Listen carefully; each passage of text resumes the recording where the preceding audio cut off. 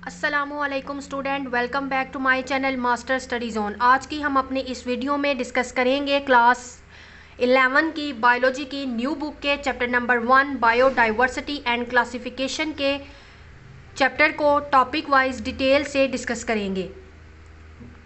तो स्टूडेंट, ये हमारा जो इस दफ़ा सिलेबस है बायोलॉजी का, आपको पता है कि फ़र्स्ट ईयर बायोलॉजी की बुक जो कि चेंज हो गई है। आपको उसमें कोई प्रॉब्लम हो, आपको किसी स्पेसिफिक टॉपिक पे वीडियो चाहिए, इसके अलावा एक्सरसाइज का सलूशन चाहिए, या बायोलॉजी की बुक के अलावा आपको केमिस्ट्री, इंग्लिश और फिज़िक्स में कोई प्रॉब्लम हो, तो आप मुझे कमेंट सेक्शन में मैसेज करें। आपकी जो भी प्रॉब्लम होगी मैं उसको सॉल्व करने की पूरी कोशिश करूँगी। और साथ ही आप मेरे चैनल को सब्सक्राइब कर लें ताकि आप इसी तरह डेली बेसिस पे आपको टॉपिक वाइज डिटेल लेक्चर्स मिलते रहें। तो स्टार्ट करते हैं स्टूडेंट। हमारा फर्स्ट चैप्टर है बायोडाइवर्सिटी एंड क्लासिफिकेशन। तो छोटी क्लासेस में आप 9-10 में पढ़ के आए हैं कि बायो का मतलब है लाइफ और डाइवर्सिटी का मतलब है वैरायटी, यानी कि हम इसमें स्टडी करते हैं लिविंग ऑर्गेनिज्म की वैरायटी को। उनमें हम प्लांट को भी डिस्कस करते हैं और एनिमल्स को भी, उनकी भी डिफरेंट वैरायटीज़ को स्टडी करते हैं और उनको क्लासिफाई करते हैं, यानी कि उनको उनकी कैरेक्टरिस्टिक्स के बेस पे उनको क्लासिफाई किया जाता है। तो बायोडाइवर्सिटी और क्लासिफिकेशन, ये दोनों कॉन्सेप्ट जो हैं ये फंडामेंटल हैं और ये हमें बहुत ज़्यादा जो है वो प्रोवाइड करते हैं कि अर्थ के ऊपर लाइफ जो है वो कितनी वास्ट है, उसमें कितनी वैरायटी है और एक स्पीशी का दूसरी स्पीशी के साथ क्या एवोल्यूशनरी रिलेशनशिप भी है। तो फर्स्ट ऑफ ऑल हम डिस्कस करते हैं 3 डोमेन सिस्टम ऑफ क्लासिफिकेशन के ये 3 डोमेन सिस्टम क्या था, 3 डोमेन्स का मीनिंग क्या है। तो 9 क्लास में आपने पढ़ा था 5 किंगडम क्लासिफिकेशन सिस्टम, जिसमें आपने मोनेरा, प्रोटिस्टा, फंजाई, प्लांटी और एनिमेलिया को डिस्कस किया। रॉबर्ट विटेकर एक अमेरिकन इकोलॉजिस्ट था, इसने ये सिस्टम प्रपोज किया 1969 में। तो आप जानते हैं कि स्टूडेंट मोनेरा में हमारे पास ज़्यादातर बैक्टीरिया आते हैं, जो कि बैक्टीरिया और ब्लू ग्रीन एल्जी जो है वो आती है। अगर हम प्रोटिस्टा की बात करें तो प्रोटिस्टा में हमारे पास एल्जी, युग्लिना, स्लाइम मोल्ड्स ये जो हैं वो ऑर्गेनिज्म आते हैं। उसके अलावा फंजाई है, प्लांटिया और एनिमल्स है। तो इस सिस्टम के अकॉर्डिंग मोनेरा जो है उसको इंक्लूड किया जाता है कि वो प्रोकैरियोट्स है, जबकि बाकी 4 किंगडम्स जो हैं वो यूकैरियोट्स। और आपको पता है कि प्रोकैरियोट्स जो हैं वो ऐसे ऑर्गेनिज्म हैं जो सिंपल सेल से मिलके बने हुए हैं, जबकि यूकैरियोट्स जो यूकैरियोटिक ऑर्गेनिज्म है वो मल्टीपल टाइप ऑफ सेल से मिलकर बने हैं। तो 1990 में अमेरिकन माइक्रोबायोलॉजिस्ट कॉरल वोइस ने सजेस्ट किया कि 2 सेपरेट ग्रुप्स जो हैं वो प्रोकैरियोट्स के लिए हों, और उसने वो 2 ग्रुप्स जो हैं इंट्रोड्यूस कराए। वो थे एक तो आर्चिया और दूसरा बैक्टीरिया। लेकिन लिविंग ऑर्गेनिज्म को उनकी बेसिस पे कि उनके अंदर क्या कैरेक्टरिस्टिक्स पाई जाती हैं, उनको 3 मेन डोमेन्स में डिवाइड किया गया, डोमेन आर्चिया, डोमेन बैक्टीरिया और डोमेन यूकैरिया। तो अब हम इसको जो है वो डिस्कस करते हैं 1 बाय 1। तो ये स्टूडेंट जो आपको 7 टर्म दी गई है ये आपने साथ साथ याद करनी है, बहुत ज़्यादा इंपॉर्टेंट होती हैं ये शॉर्ट क्वेश्चन के हवाले से। ऑर्गेनिज्म के दरमियान जो एवोल्यूशनरी रिलेशनशिप होता है, एवोल्यूशनरी रिलेशनशिप हम कहते हैं कि उनके जो है वो पीछे से, उनके आबाओ अजदाद से उनका क्या लेना देना है, या ये स्पीशी जो है वो कहाँ से ओरिजिनेट हुई, उसको हम कहते हैं कि इसका एवोल्यूशनरी रिलेशनशिप क्या है। कि एवोल्यूशन आने से पहले, नई तब्दीली आने से पहले ये स्पीशी किस स्पीशी से बिलोंग करती थी, या इसका उस स्पीशी के साथ कैसा जो है वो रिलेशन था, इसको स्टडी करने को टर्म को हम कहते हैं फाइलोजेनी। और फाइलोजेनी का ये है कि ये एक डायग्राम वे में शो कराती है, जिसको हम कहते हैं एवोल्यूशनरी ट्री या फाइलोजेनेटिक ट्री। जैसे कि ये उन्होंने आपको शो कराया है कि कोई ऑर्गेनिज्म है तो उसका कॉमन एंसेस्टर ये था, आगे से एवोल्यूशन हुई, डिवीजन होती गई और वो डिफरेंट ऑर्गेनिज्म में जो है वो चेंज होते गए, जैसे domain bacteria, domain archaea, domain eukarya, लेकिन उनका ओरिजिन एक ही था जो कि उनका कॉमन एंसेस्टर था। इसको हम कहते हैं कि एवोल्यूशनरी ट्री या ये फाइलोजेनेटिक है। तो नेक्स्ट हम स्टूडेंट डिस्कस करते हैं कि डोमेन आर्चिया क्या था। डोमेन आर्चिया 5 किंगडम सिस्टम के अंदर ये डोमेन इंक्लूड थी मोनेरा, किंगडम मोनेरा इसके अंदर में इंक्लूडेड थी। मोनेरा में मैंने आपको बताया कि बैक्टीरिया और ब्लू ग्रीन एल्जी पाए जाते हैं। तो इसका नेम आर्चिया जो है वो ग्रीक वर्ड आर्चियोस से निकला। ये प्रोकैरियोट्स थे जो कि डाइवर्स हुए बैक्टीरिया से ही बहुत पुराने वक्तों में ये डाइवर्ज हुए। इनका जो इनके अंदर आर्चियंस आते हैं उनकी रेंज 0.1 माइक्रोमीटर से लेके वो 15 माइक्रोमीटर तक डायामीटर के हो सकते हैं और इनकी लेंथ 200 माइक्रोमीटर तक होती है। ये डिफरेंट शेप में वेरी करते हैं। इनमें बैक्टीरिया आते हैं तो वो सफेरिकल भी हो सकते हैं, रॉड शेप भी हो सकते हैं, स्पाइरल भी, लोब भी और रेक्टेंगुलर भी। आपने इनकी जो है वो नेम पढ़े होंगे। जो सफेरिकल होते हैं उनको कोकी कहते हैं, कुछ स्पाइरल शेप होते हैं। इस तरह से इनकी जो है वो डिफरेंट इनकी शेप्स होती हैं और ये एसेक्सुअली और बाइनरी फिशन या मल्टीपल फिशन के थ्रू, बडिंग और फ्रेगमेंटेशन के थ्रू ये रिप्रोड्यूस करते हैं। इनके अंदर माइटोसिस और मियोसिस जो है आर्चिया के अंदर प्रेजेंट नहीं होती। अब आर्चिया यूनिक क्यों है? आर्चिया जो है ये इनिशियली क्लासीफाई हुए थे बैक्टीरिया का ग्रुप जिनको कि आर्चियोबैक्टीरिया हम कहते हैं। इनके अंदर क्या यूनिकनेस पाई जाती है वो ये है कि इनकी सेल मेम्ब्रेन लिपिड्स की बनी होती है और उसका जो लिंक होता है वो ईथर लिंकेज होता है। ग्लिसरॉल और फैटी एसिड के दरमियान में ईथर लिंकेज होता है, जैसे कि आपको डायग्राम में नज़र आ रहा है कि ईथर लिंकेज है। ये बीच में जो आपको येलो है कार्बन और ने बॉन्ड बनाया है ऑक्सीजन के साथ, ये इनका ईथर लिंकेज है।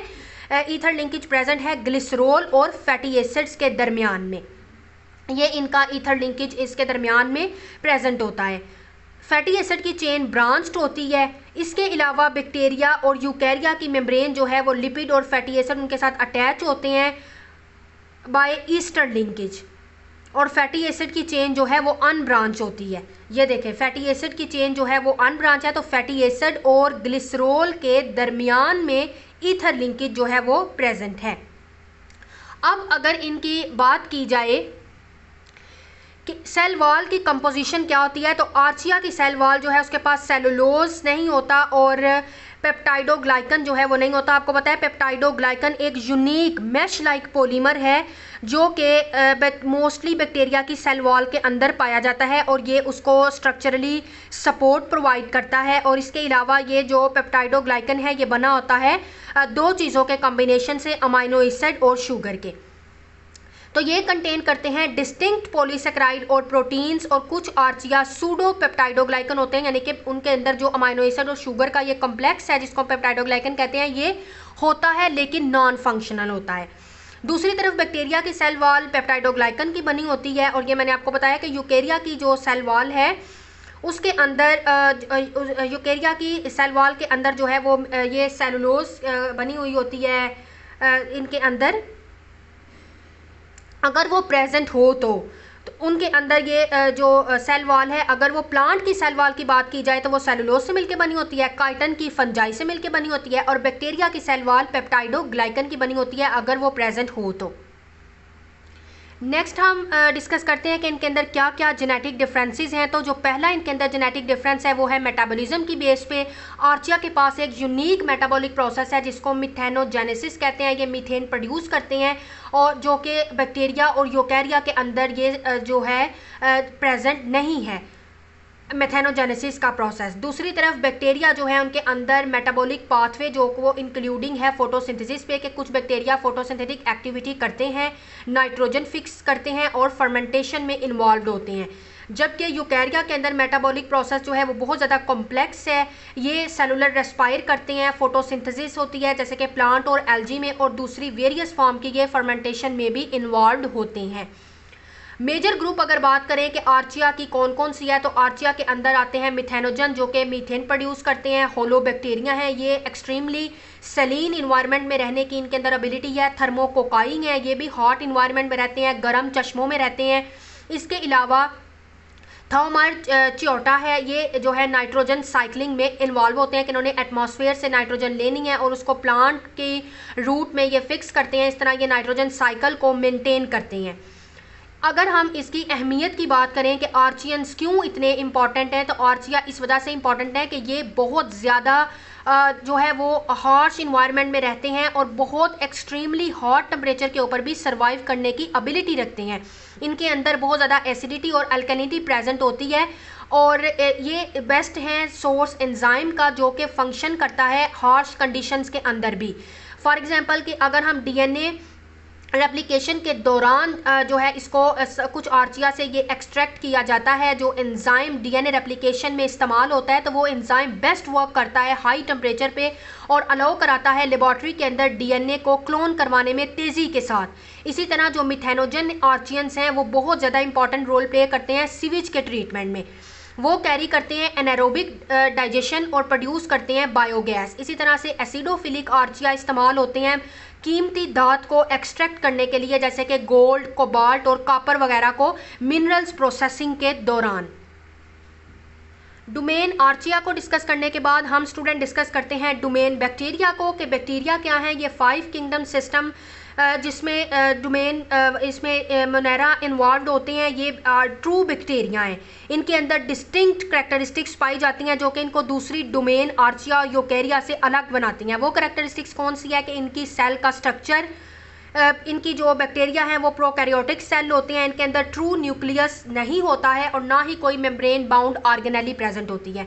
सेल वॉल की बात की जाए तो मैंने आपको पहले बताया कि बैक्टीरिया की सेल वॉल पेप्टाइडोग्लाइकन की बनी होती है। इनको स्ट्रक्चरली सपोर्ट प्रोवाइड करती है और पेप्टाइडोग्लाइकन कॉम्बिनेशन है अमाइनो एसिड और शुगर का। जेनेटिक मटेरियल की बात की जाए तो आर्चिया की तरह बैक्टीरिया के पास एक सिंगल सर्कुलर क्रोमोसोम प्रेजेंट होता है।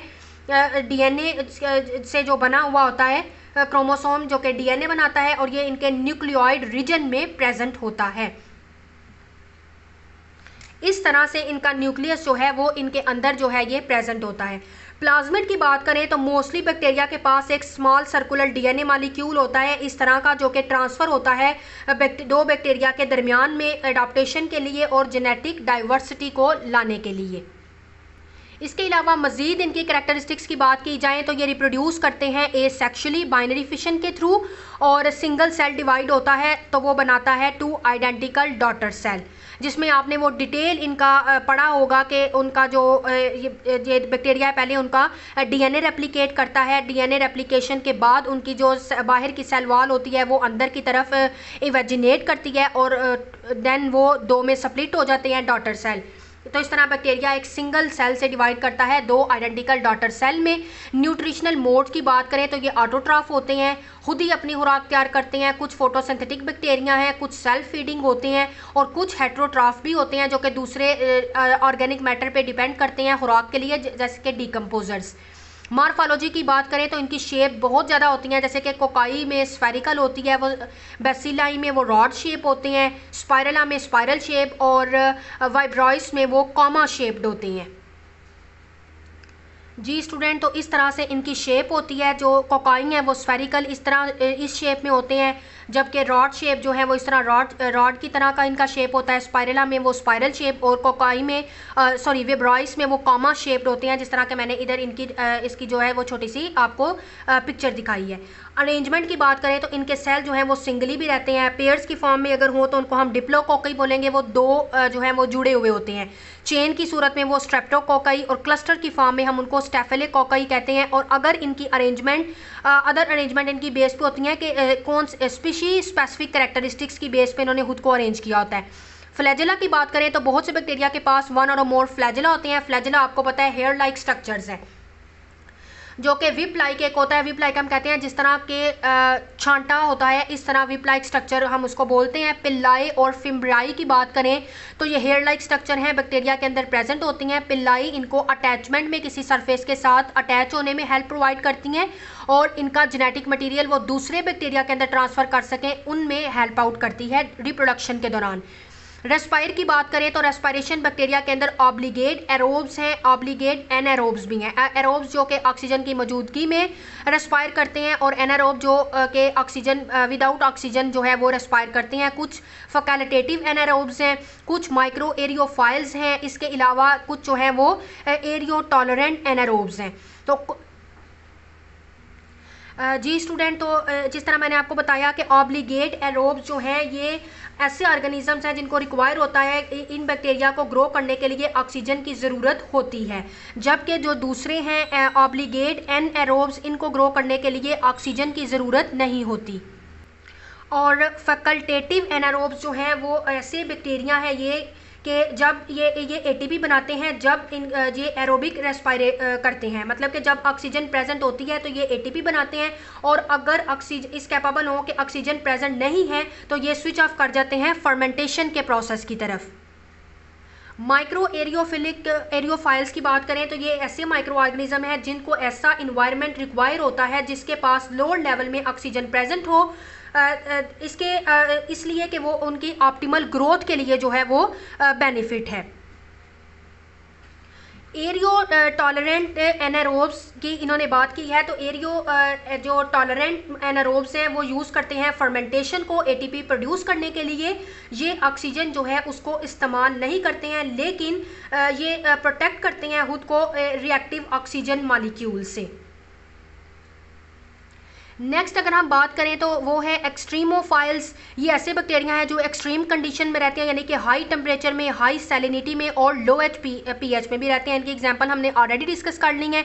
पैथोजेनिसिटी की बात करें तो कुछ बैक्टीरिया डिजीज़ काज करती हैं ह्यूमन के अंदर, एनिमल के अंदर, प्लांट्स के अंदर, और प्रोड्यूस करते हैं टॉक्सिन यानी कि जहरीले केमिकल्स, और वायरुलेंस फैक्टर जो है उनको शो करते हैं। सिम्बियोसिस की बात करें तो बहुत से बैक्टीरिया सिम्बियोटिक रिलेशनशिप में रहते हैं दूसरे ऑर्गेनिज्म के साथ जिसमें दोनों को फ़ायदा हो, और कुछ कमेंजलिज्म होते हैं जिसमें एक को बेनिफिट हो रहा होता है और दूसरे को नुकसान हो रहा होता है। अब अगर आप शेप की बात करें तो ये शेप जो है वो नीचे भी उन्होंने ड्रॉ की हैं, जिसमें कोकाई शेप ये है, बेसिलाई शेप जो है वो इस तरह से रॉड शेप है, और विब्रॉइस में वो इस तरह कॉमा शेप होते हैं, जबकि स्पाइरेला में इस तरह से वो स्पाइरल शेप होते हैं। नेक्स्ट है कुछ एग्जाम्पल्स बैक्टीरिया के स्टूडेंट। तो डोमेन बैक्टीरिया जो है उनको डिवाइड किया गया है न्यूमेरियस ग्रुप में, जैसे कि प्रोटियोबैक्टीरिया है, इसमें इकोलाई, एस्क्रिशिया कोलाई आ जाती है, राइजोबियम आती है, और हेलिकोबैक्टर पाइलोरे आते हैं। इसके बाद अगर नेक्स्ट इसकी एग्जाम्पल है फिर्मिक्योट्स, इसमें बेसिलस आ जाते हैं, लैक्टोबैसिलस हैं और क्लोस्ट्रेडियम है। एक्टिनोबैक्टीरिया के अंदर स्ट्रेप्टोमाइसिस, माइकोबैक्टीरियम, ट्यूबरक्लोसिस है। साइनोबैक्टीरिया के अंदर एनाबाइना और स्पाइरेला है। स्पाइरोचीट के अंदर जो है वो ट्रिपोनीमा पैलिडियम है, और एसिडोबैक्टीरिया की एग्जांपल है एसिडोबैक्टीरियम, और एक्विफिशिया में आते हैं एक्विफेक्स, पायरोफिलस। ये इनकी जो है वो मेजर ग्रुप्स हैं बैक्टीरिया के। नेक्स्ट हम डिस्कस करते हैं डोमेन यूकैरिया को। डोमेन यूकैरिया में वो ऑर्गेनिज्म आते हैं जो जिनके पास जो यूकैरियोटिक सेल से मिलके बने हैं, और ये फंडामेंटली डिफरेंट होते हैं prokaryotic cell just like Archaea और बैक्टीरिया से। इनकी जो कैरेक्टरिस्टिक्स हैं वो इनकी एक तो सेल स्ट्रक्चर है कि प्रोकैरियोटिक सेल के पास जो है वो न्यूक्लियस एनक्लोज होता है उनकी न्यूक्लियर मेम्ब्रेन में, और इनके पास मेम्ब्रेन बाउंड ऑर्गेनेलिस प्रेजेंट होती है, माइटोकॉन्ड्रिया, क्लोरोप्लास्ट, एंडोप्लाज्मिक रेटिकुलम, ये तमाम ऑर्गेनेलिस। इनकी सेल्स के पास साइटोस्केलेटन होता है जो कि माइक्रोट्यूब्यूल का एक कॉम्प्लेक्स नेटवर्क है। इनके पास माइक्रोफिलामेंट्स और इंटरमीडिएट फिलामेंट्स प्रेजेंट होते हैं जो कि इनको स्ट्रक्चरली सपोर्ट भी प्रोवाइड करते हैं और इस काबिल बनाते हैं कि सेल मूव कर सके। जेनेटिक मटेरियल की बात करें तो इनका डीएनए ऑर्गेनाइज्ड फॉर्म में होता है, और डीएनए एसोसिएट होता है हिस्टोन प्रोटीन के साथ जो कि इनके जेनेटिक मटेरियल को रेगुलेट और ऑर्गेनाइज करने में हेल्प आउट करता है। रिप्रोडक्शन की बात करें तो बहुत से यूकैरियोट सेक्सुअली रिप्रोड्यूस करते हैं, जिसमें मियोसिस और माइटोसिस का प्रोसेस होता है। मियोसिस में इनके पास जेनेटिक डाइवर्सिटी आती है, जबकि माइटोसिस में ये आइडेंटिकल ऑफस्प्रिंग जो है वो प्रोड्यूस करते हैं। कॉम्प्लेक्स सेलुलर ऑर्गेनाइजेशन की बात करें तो मल्टी सेलुलर यूकैरियोट्स के पास डिफ्रेंशिएट हुए होते हैं सेल्स और स्पेशलाइज्ड होते हैं, और वो टिश्यूज़ बनाते हैं और ऑर्गन्स जो कि स्पेसिफिक वर्क करते हैं। एवोल्यूशनरी रिलेशनशिप की बात करें तो यूकैरियोट्स के पास ये बिलीव किया जाता है कि ये ओरिजिनेट हुए हैं एंडोसिम्बियोसिस से। एंडोसिम्बियोसिस जो है वो एक ऐसी टर्म है जिसमें ऑर्गेनिज्म किसी दूसरे ऑर्गेनिज्म के अंदर रहता है। तो बहुत सी ऑर्गेनेलिस जो है वो ओरिजिनेट हुई हैं फ्री लिविंग बैक्टीरिया से ही, जो कि फ्री लिविंग बैक्टीरिया से जो कि उन्होंने एनगल्फ की दूसरे सेल से। तो ये थ्योरी इस बात को सपोर्ट करती है, इस फैक्ट को, कि ये ऑर्गेनेलिस जो हैं उनके पास अपना डीएनए होता है और वो खुद रेप्लिकेट कर सकती हैं। उनके पास अपना डीएनए और राइबोसोम्स हैं सिमिलर जिस तरह के जो बैक्टीरिया के पास है इस तरह। तो ये सिम्बियोटिक रिलेशनशिप जो है वो शो करती हैं। जी स्टूडेंट, तो ये था हमारा आज का लेक्चर। होप सो कि आपको समझ आ गई होगी। फिर भी अगर आपका कोई क्वेश्चन हो, कोई प्रॉब्लम हो तो मुझे कमेंट सेक्शन में मैसेज करें। वीडियो अच्छी लगे वीडियो को लाइक करें, ज़्यादा से ज़्यादा शेयर करें और मेरे चैनल को सब्सक्राइब कर लें ताकि इसी तरह के इन्फॉर्मेटिव लेक्चर्स आप तक पहले पहुंच सकें। मिलेंगे अपनी नेक्स्ट वीडियो में और डिस्कस करेंगे नेक्स्ट टॉपिक को डिटेल के साथ। तब तक के लिए अल्लाह हाफिज़।